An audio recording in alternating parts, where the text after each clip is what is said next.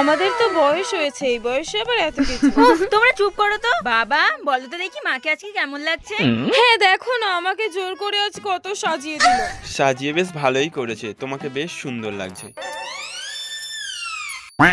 নাও এবারে কেক কাটো, আমি তোমাদের ফটো তুলে দিচ্ছি। নাও বাবা মা এবারে কেক কাটিং শুরু করো। আরে তুই ওখানে দাঁড়িয়ে গেলি কেন? তুইও আমাদের সাথে আয়। উফ তোমাদের অ্যানিভার্সারি, তোমরা কেক কাটো, আমি গিয়ে কি করবো?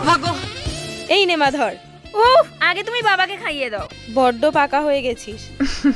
ধরো। বাবা তুমি এবার মাকে খাইয়ে দাও। নাও নাও কয়েকটা ভালো ভালো পোজ দাও দেখি, আমি তোমাদের ফটো তুলে দিচ্ছি। ফটো তোলার কি আছে?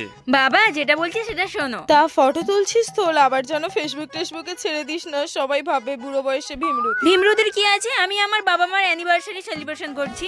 উফ মা তোমারই বর, একটু হাতটা ধরো। বাবা তুমি মায়ের কাঁধে হাত দাও।